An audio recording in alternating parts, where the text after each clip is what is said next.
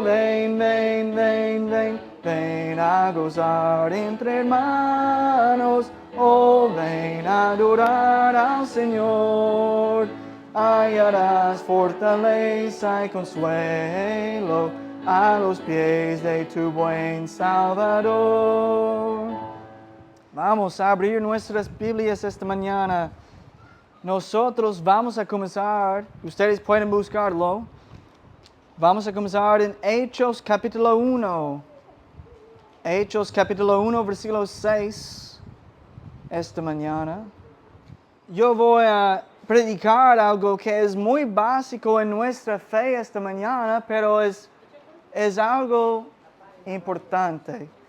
Como yo estaba diciendo, voy a hablar esta mañana sobre algo que es básico en la fe de nosotros como cristianos, pero es necesario compartirlo, es necesario predicarlo. Vamos a hablar esta mañana sobre estar en los negocios del Padre.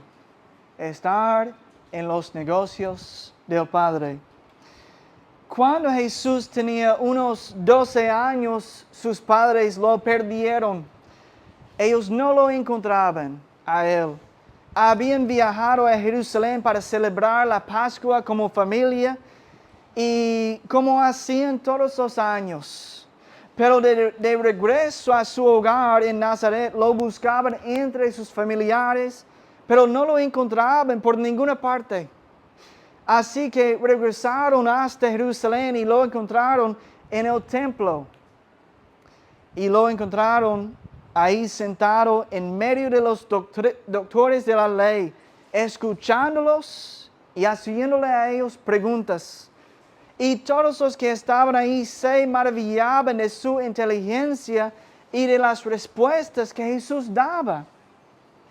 Pero cuando sus padres finalmente lo encontraron, dio una respuesta muy interesante sobre por qué había desaparecido. Les dijo que era necesario estar en los negocios de su padre. Era necesario. A menudo cuando alguien es dueño de un negocio, enseña a sus propios hijos a trabajar en el negocio familiar, ¿verdad? Es posible que los niños crezcan ayudando en el trabajo y que el negocio sigue de generación en generación. Mi abuelo, él era granjero. Él tenía un terreno donde había cientos de vacas y ovejas. Y nosotros plantamos campos de cultivos. Campos de cultivos. Yo recuerdo que de niño yo estaba ahí afuera bajo el sol abrasador trabajando en los campos. De la edad de John ahí. Yo estaba ahí trabajando con mi abuelo en los campos. Ayudando a plantar los cultivos. Y toda la familia ayudábamos en el tiempo de la siembra. Mi abuelo, él tenía 6 hijos. Mi mamá, ella era uno de ellos. Algunos de ellos tenían hijos también. Yo tenía 2 hermanos, o hermanas, y varios primos, diferentes primos. Y cuando llegaba el tiempo de plantar, mi abuelo conducía su tractor. Él y uno de mis tíos lo conducían por el campo. Ellos lo conducían en el campo. Había 5 personas ahí sentados en ese tractor. Era un tractor grande. Y había 5 personas sentadas ahí en el tractor. Y a la vez que colocaban las plantas en una rueda que giraba en el centro. Para explicar, había una persona adelante conduciendo, quien era mi abuelo, 4 personas atrás, 2 a un lado y 2 a otro lado. En el centro había una rueda que hizo así.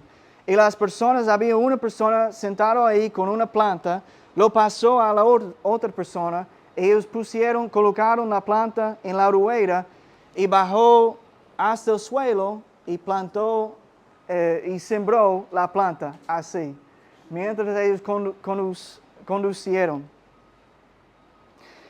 Y era mi trabajo de niño para volver atrás del tractor, porque a veces cuando sembraba el tractor, la rueda sembrada, a veces no plantó muy bien en el suelo. Entonces yo estaba ahí siguiendo el tractor, intentando para poner la planta en su propio lugar donde debería estar. Y eso era mi trabajo. De los primos, de los chiquitos, nosotros seguimos y nosotros disfrutamos hacer eso. No, nosotros disfrutamos, yo disfruto trabajar. A mí me gusta trabajar fuerte. Es algo que yo criaba hacer, entonces me gusta hacerlo. Yo puedo decir que yo estaba en los negocios de mi abuelo.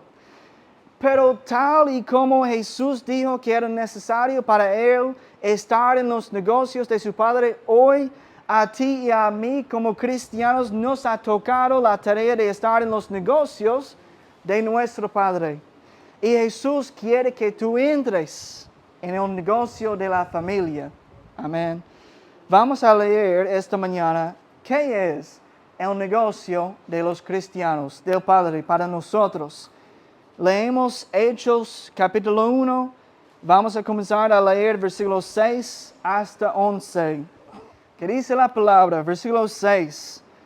Entonces los que se habían reunido le preguntaron diciendo, Señor, ¿restaurarás el reino a Israel en este tiempo? Él les dijo, no os toca a vosotros saber los tiempos o las sazones que el Padre puso en su sola potestad, pero recibiréis poder cuando haya venido sobre vosotros el Espíritu Santo, y me seréis testigos en Jerusalén, en toda Judea, en Samaria y hasta lo último de la tierra. Y habiendo dicho estas cosas, viéndolo ellos fue alzado y le recibió una nube que le ocultó de los ojos.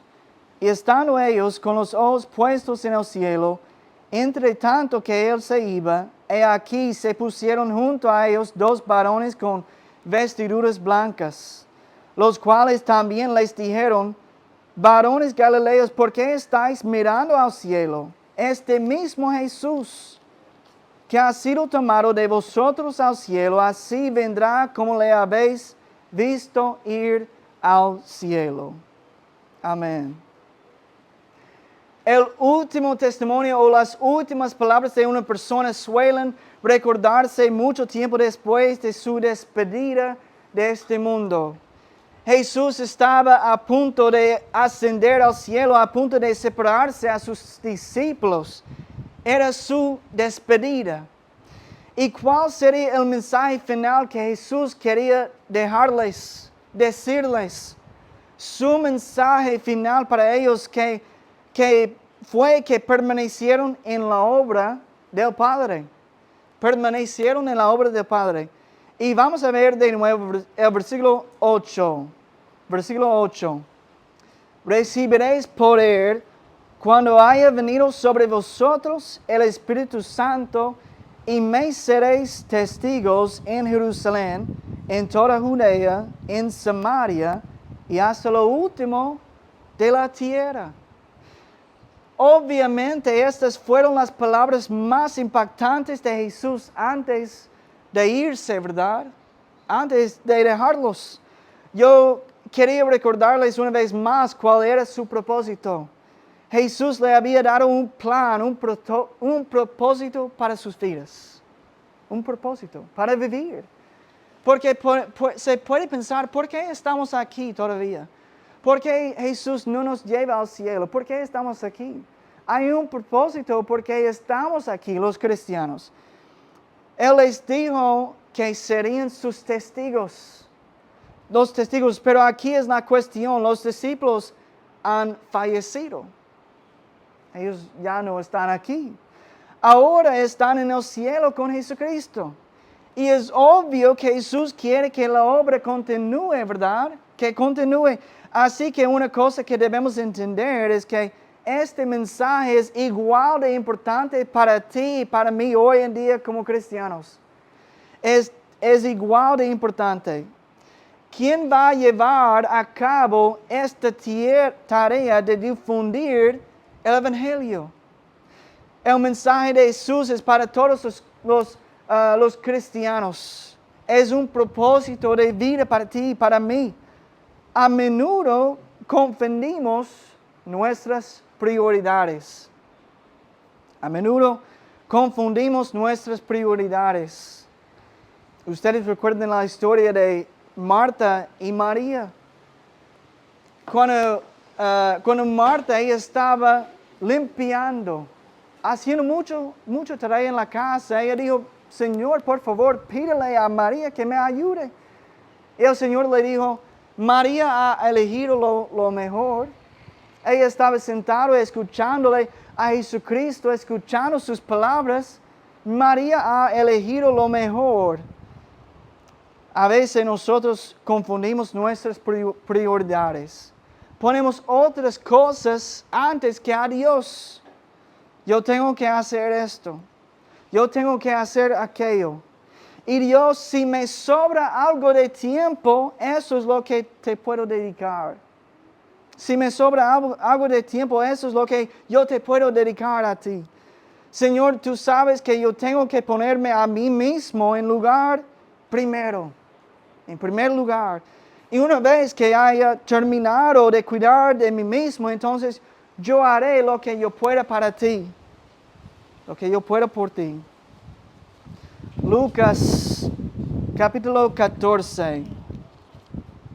Lucas 14, versículo 26. Si alguno viene a mí y no aborrece a su padre y madre y mujer e hijos y hermanos y hermanas y aún también su propia vida, no puede ser mi discípulo. No puede ser mi discípulo. Este versículo habla, o digo que no habla de un odio literal hacia tus padres, o hermanos, hijos, o hacia ti mismo. Eso no está diciendo que tú tienes que odiar literalmente a tus padres, hermanos, esposa, esposo, hijos, o hacia ti mismo. La idea aquí no es el odio puro, sino la idea de amar algo menos. Amar algo menos. Digo que el amor es mostrar acción, ¿verdad? El amor es mostrar acción. Dios dijo que Él amaba a Jacob, pero que Él aborrecía a Esaú. Dice la palabra. Pero Dios no odiaba literalmente a Esaú, sino que significa que Él eligió a Jacob para ser el heredero de sus promesas para la nación de Israel. Dios eligió a Jacob en lugar de a Esaú. Dios puso a Jacob en primer lugar. Amamos a nuestros padres. De la Biblia dice que debemos mostrar honra a nuestros padres, ¿verdad? Significa que debemos amarlos. Amar a nuestros hermanos, hijos e incluso a nosotros mismos. Pero Jesús nos enseña aquí que Dios debe estar en primer lugar. Encima de todo eso, incluso Dios debe estar número uno. Hay otros versículos que nos ayudan a comprender mejor este pasaje. Y vamos a leer los de Lucas 18. Lucas 18, versículo 29 hasta 30, que dice la palabra, y Él les dijo, de cierto os digo que no hay nadie que haya dejado casa, o padres, o hermanos, o mujer, o hijos, por el reino de Dios, que no haya de recibir mucho más en este tiempo, y en el siglo venidero la vida eterna. Estos versículos nos explican que no se trata de un odio literal hacia la familia, sino que incluso al servir a Dios, a veces hay que elegir entre servir a Dios y a la familia. Cuando nosotros dejamos a nuestra familia en los Estados Unidos para venir aquí, no fue una decisión fácil. Yo les puedo decir que no fue una decisión fácil. que nosotros hicimos, como dice aquí, que dejamos a casa a nuestros padres, mis hermanas, la hermana de Brittany. No era una decisión fácil, hubo y sigue habiendo a veces lágrimas y tristeza por eso. Pero nosotros entendemos que nuestro amor por Dios es lo primero. Es lo primero en nuestra vida. Los sacrificios que hacemos por el Señor valdrán la pena algún día. Y nuestra familia, los que son cristianos, ellos entienden eso también. Ellos entienden por qué estamos aquí. Y ellos oran por nosotros. Ellos oran por nosotros. Alguien podría decir, Dios, si no estoy ocupado o si no tengo otro compromiso, entonces te puedo dedicar el tiempo. Puedes quedarte con las obras, Señor. Pero Dios no quiere las obras de tu vida. Dios no quiere las obras. Dios quiere ser lo primero en tu vida. Es decir, que Dios es el sol, tú eres el mundo y tú estás yendo por alrededor del sol. No al revés, ¿verdad? El sol no debe ir alrededor del mundo. Tú debes ir alrededor del sol. El sol es Dios. Él es la luz en tu vida. Él debe ser número uno. Todo lo que tú hagas en tu vida debe ser por alrededor de Dios. Dios primero. Dios primero. Dios quiere ser lo primero en tu vida. Dios nos da un ejemplo de esto cuando habla del diezmo. Cuando una persona da el diezmo al Señor, según lo que enseña la Biblia, Dios nos dice que debemos dar una décima parte al Señor, lo que enseña, ¿verdad? Eso es lo que la Biblia enseña. Y el resto es nuestro. Dios le dijo a Israel que los primeros frutos debían ser suyos. Debían ser los de Dios. El diezmo era suyo. El primer varón. Escuchen esto. El primer varón que nacía de una mujer o de un animal se consideraba suyo de Dios también. Lo de Dios. Vamos a leer esto en Éxodo. Éxodo 34. Versículo 19 hasta 20 dice, todo primer nacido. Y ustedes ven que eso no está diciendo que todo primer nacido de mujer, todo primer nacido de los animales. Dios dice todo primer nacido. Y de tu, mío es. Y de tu ganado, todo primogénito de vaca o de oveja que sea macho. Pero redimirás con cordero el primogénito del asno, y si no lo redimieres, quebrarás su cerviz. Redimirás todo primogénito de tus hijos, y ninguno se presentará delante de mí con las manos vacías. Cuando habla de que hay que dar o redimirás, eso está diciendo que hay que dar una ofrenda al templo. Por ejemplo, donde dice aquí que con cordero el primogénito del asno, si no lo redimieres, quebrarás su cerviz. Para redimir, diciendo que hay que pagar algo al templo. Es así. Es lo que Dios está diciendo. Pero Dios quiere que nosotros le pongamos a Él en primer lugar. Dios nos enseña a través de la Biblia que yo debo ser primero en tu vida. No le damos a Dios lo que nos sobra en nuestras vidas, sino que le damos a Dios primero. Y lo que nos sobra es lo que nos queda a nosotros, ¿verdad? Lo que eso puede incluir nuestro tiempo, con todo lo que hay en nuestra vida. No simplemente está hablando sobre el dinero, pero con nuestro tiempo, con nuestros esfuerzos. La iglesia. Dios debe ser lo primero en nuestra vida. Hay una historia sobre el profeta Elías. Había un hambre en la tierra y Dios le dijo a Elías que fuera a la casa de una viuda.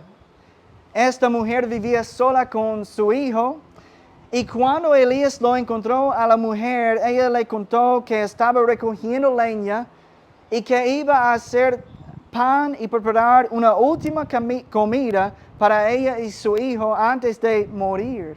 Es lo que ella dijo. Ella estaba preparando para el final de sus días. Y el hambre era tan grave que había perdido toda la esperanza. Pero Dios iba a cuidar de ella. Y Elías le dice a la mujer, no tengas temor, no tengas temor. Ve y haz lo que has dicho. Entonces él estaba diciéndole a ella, prepara el pan para ti y tu hijo. Haz lo que tú has dicho. Pero primero, escuchen eso, él dijo, primero, ve y hazme a mí primero una pequeña torta. Pero si ella prepara esa torta para el profeta, para Elías, ¿qué va a quedarse para ella y para su hijo? ¿Qué va a quedar? Posiblemente ella estaba pensando en eso porque había solamente suficiente para ella y su hijo, pero si ella prepara una torta para Elías, no había nada para ella, ni su hijo. Pero yo quiero que entendamos que esto no era simplemente que Elías fuera egoísta. Él no era egoísta.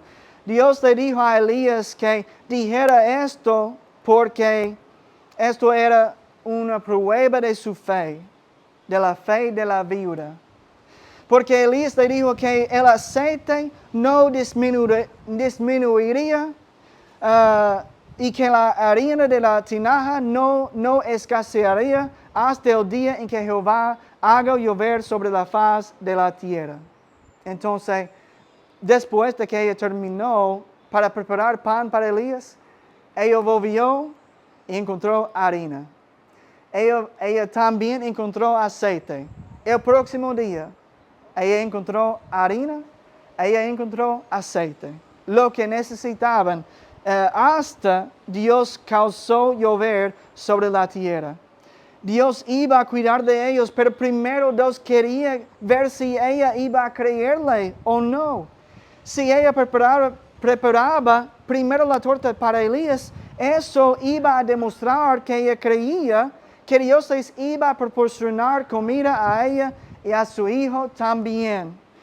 Pero si ella iba primero a cocinar una comida para ella y su hijo, eso iba a demostrar que no creía que Dios iba a cuidar de ella. Uno de los principios que enseña aquí la Escritura es que Dios debe ser lo primero. Dios debe ser primero en nuestra vida. Y que siempre habrá bendiciones para quienes ponen a Dios en primer lugar en su vida. Siempre habrá bendiciones. Yo estoy convencido de eso porque yo lo he visto en mi propia vida. Lo he visto en mi propia vida. Pero yo sé que Dios puede hacer algo especial en la vida de una persona que pone a Dios primero. Pero pastor, ¿cómo puedo poner a Dios en primer lugar en mi vida? Asegúrate de que Dios no se quede con las obras de tu vida. Asegúrate de que Dios no se quede con las obras de tu vida. Hace mucho tiempo yo le prometí a Dios que si alguna vez yo tenía que aceptar un trabajo público, como que el que yo tenía antes de ser pastor, si alguna vez viene en mi futuro que yo tenía que aceptar un trabajo público, digo, yo no iba a aceptar ningún empleo que me hiciera ser infiel a la iglesia o a mi servicio a Dios. Yo sé que hay razones por las que a veces una persona no puede asistir a la iglesia. Yo entiendo eso, ¿verdad? Hay razones por las que una persona no puede asistir. Si una persona está enfermo o si hay una emergencia o algo así, yo entiendo esas razones. Dios los entiende, ¿verdad? Pero lo que digo es que si me dieran la oportunidad de ganar, vamos a decir, $1 millón al año. $1,000,000 al año. Pero me dijeron que para conseguir el trabajo, yo tendría que trabajar todos los domingos, durante todos los servicios de la iglesia y faltar a la iglesia. Y la gente me dijeron que este trabajo estaba garantizado, que yo podría tenerlo. Pero si hubiera otro trabajo en el que yo solo ganara lo suficiente para pagar mis facturas y dar de comer a mi familia, pero yo pudiera ser fiel a Dios yendo a la iglesia, yo voy a elegir a ese trabajo. Yo digo la verdad. De mi corazón digo la verdad. Si tuviera que elegir entre los dos, yo diría, quédate con el dinero y dame a Jesús. Dame a Jesús. Porque otra cosa que sé que es que hay bendiciones de Dios que el dinero no puede comprar. Hay bendiciones de Dios que el dinero no puede comprar. Hay cosas que solo Dios puede dar y el dinero no puede satisfacer. Y cuando Dios es primero, Él va a cuidar de ti. Si queremos ser testigos de Jesús, si queremos decirle a los demás que sean fieles, nosotros debemos primero ser fieles en nuestra vida también, ¿verdad? Si queremos estar en los negocios del Padre, tiene que comenzar con nosotros siendo fieles. Yo no puedo decirle que ustedes sean fieles si yo no lo soy, ¿verdad? Yo no puedo decirle que ustedes sean fieles si yo no lo soy. ¿Cómo sería si un domingo yo decidiera que no tenía ganas de predicar? Que yo no tenía ganas de predicar. O un miércoles que simplemente yo no iba a abrir la puerta a tener servicio porque yo no tenía ánimo. Si yo les dije que lo siento, ustedes, pero no tengo el ánimo de predicar hoy, ustedes vuelvan a la casa. Pero, pastor, tú eres el pastor, tú tienes que ser fiel a la iglesia. Sí, tú tienes razón, yo tengo que ser fiel a la iglesia, yo sé. Pero eso significa que el resto de los cristianos no tienen que ser fieles. No. Yo recuerdo que hace varios años, antes de ser pastor, nuestra familia en los Estados Unidos siempre nos invitaba a una reunión familiar. Solo lo hacían quizá 1 o 2 veces al año. 1 o 2 veces al año. Era una familia que vivía a más de 1 hora de distancia, a la que veíamos muy pocas veces. Y siempre programaban estas reuniones familiares un domingo cerca de la hora de los cultos de la iglesia. Y recibíamos la invitación. Y nos sentíamos mal cada vez que nos invitaban porque sabíamos que de la decisión que nos estaban obligando a tomar. ¿Vamos a elegirles a ellos o vamos a elegir a Dios? ¿A ellos o a Dios? Y Abraham tuvo una elección similar con su hijo Isaac. Dios dijo a Abraham, ¿seré yo o Isaac? ¿A quién amas más? Y nosotros siempre respondíamos amablemente a nuestra familia diciéndole que queríamos estar allí, pero que Dios tiene que ser primero en nuestra vida. Dios tiene que ser primero. Les preguntábamos a ellos por qué ellos no podían celebrarlo un sábado o cualquier otra tarde de la semana, que podríamos ir ahí para reunirnos con ellos. ¿Por qué tiene que ser el domingo, durante el culto? Pero nosotros habíamos hecho un compromiso con Dios de que la seríamos fieles sin importar qué pasara. Tienes que ser tú quien decida qué es lo más importante para ti en la vida. Tú tienes que decidir lo que es lo más importante para ti en tu vida. Puede que esta semana sea una reunión familiar, pero la semana que viene sea un partido de baloncesto. La siguiente, una fiesta de cumpleaños en la playa. Y después de eso, tengo que terminar de lavar la ropa. Tengo trabajo para hacer y la lista no tiene fin. no tiene fin. ¿Dónde trazas la línea divisoria? ¿Dónde trazas la línea divisoria? O Dios es lo primero o no lo es. Es así de simple. Dios es lo primero o no lo es. Pero si vamos a hacer un testimonio de Jesucristo para los demás, eso comienza con nuestra propia fidelidad a Dios. Y tu vida y tus acciones hablan más alto de las palabras. Tu vida, tus acciones hablan más alto que las palabras. Este es el primer paso para ser un testigo de Cristo. Que tú seas el ejemplo que otros pueden seguir. Que tú seas el ejemplo que otros pueden seguir. Yo sé que yo tengo que dar el ejemplo. Yo tengo que dar el ejemplo. Yo no tengo opción. Yo tengo que dar el ejemplo que otros pueden seguir. Y ellos lo harán, tú sabes. Los demás te van a seguir. Jesús dijo que somos ovejas y que las ovejas siguen al pastor. Y si alguien que es fiel a la iglesia deja de serlo. ¿Oyeron eso? Si alguien que era fiel antes a la iglesia deja de serlo, ¿qué piensas que va a pasar? Lo triste es que hay algunos también que van a seguir ese ejemplo. Hay algunos que van a seguir a ese ejemplo. Pero debemos dar el ejemplo correcto. Porque cuando tú das el ejemplo correcto, los demás lo van a ver. Para que ellos también puedan seguir ese ejemplo correcto. Si nosotros vamos a obrar por Dios, si nosotros vamos a estar en los negocios del Padre, si nosotros vamos a ser testigos de Dios, comienza nosotros siendo un ejemplo, ¿verdad? Siendo el ejemplo.